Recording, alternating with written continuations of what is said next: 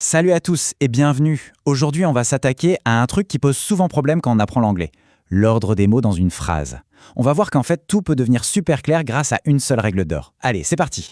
Qui ne s'est jamais un peu arraché les cheveux en essayant de construire une phrase en anglais, hein? On a tous les bons mots, mais dans quel sens les mettre? C'est une galère super courante, mais la bonne nouvelle, c'est qu'il y a une logique vraiment simple derrière tout ça.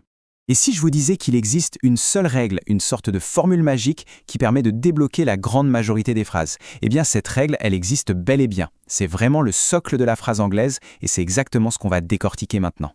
Allez, on plonge direct dans le vif du sujet. Voici cette fameuse règle d'or. C'est le pilier de la phrase affirmative en anglais. C'est simple, c'est direct, et une fois qu'on a compris ça, croyez-moi, tout le reste s'emboîte beaucoup plus facilement. Et là voilà, sujet, puis verbe, puis complément d'objet direct. C'est l'ordre qui ne bouge quasiment jamais dans une phrase affirmative simple. En français, on peut se permettre un peu plus de fantaisie, mais en anglais, cette structure, c'est la loi. Sujet, verbe, objet, c'est tout. Prenons ce premier exemple, il est parfait pour illustrer. Billy, hop, c'est notre sujet. Is, c'est le verbe.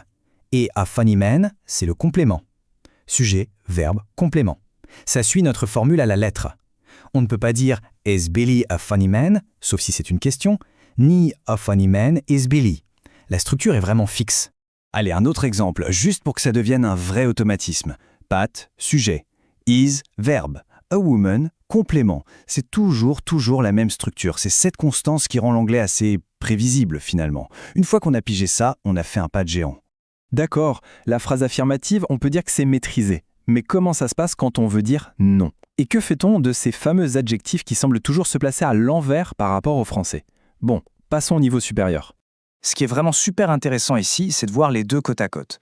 On remarque que la structure de base, sujet plus verbe plus COD, elle est toujours là.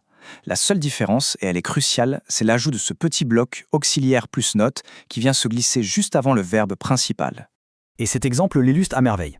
I, c'est le sujet. Et juste après, on a notre fameux duo pour la négation. L'auxiliaire do et le not. C'est seulement après qu'arrive le verbe take. Le reste de la phrase suit sa logique. I do not take. C'est cette petite séquence qu'il faut mémoriser. Ah, les adjectifs! C'est souvent tout l'inverse du français, et c'est ce qui nous piège.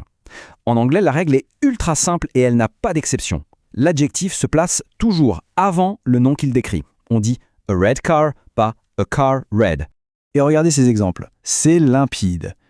Lovely avant girl. Good avant boy. Nice avant flower. C'est systématique, c'est un réflexe à prendre qui va rendre n'importe quelle phrase beaucoup plus naturelle. Bon, assez de théorie, non? Le meilleur moyen de vérifier si tout est bien en place, c'est de pratiquer un peu. On va faire quelques petits exercices rapides pour mettre en application ces fameuses règles. C'est le moment de tester tout ça. Alors, premier défi, on a les mots house, there is, in, a, garage, tout en désordre. Prenez une petite seconde pour réfléchir à l'ordre logique. On cherche une structure simple. Et la réponse est « There is a garage in the house ». Ici, on utilise la structure très commune « there is » pour dire « il y a ». Ça agit un peu comme notre bloc sujet-verbe.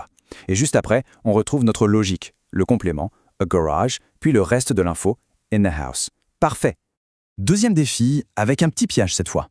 Les mots sont town, in, the, I, live, new. Attention à l'adjectif. Où est-ce qu'il va bien pouvoir se placer? La réponse correcte était bien « I live in the new town ». On retrouve notre structure de base, sujet, I, verbe live et le complément qui suit. Et surtout, l'adjectif new se place juste avant le nom town. Bravo si c'était la bonne réponse. Allez, un dernier pour la route. Cette fois, c'est une phrase négative. On a swimming pool, I, go, do not, to, the. Comment on organise tout ce petit monde pour que ça ait du sens?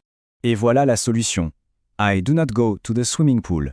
On a bien notre sujet I, suivi du bloc de négation do not, et seulement après, le verbe go. La règle de la négation est parfaitement respectée ici. On change un peu de format.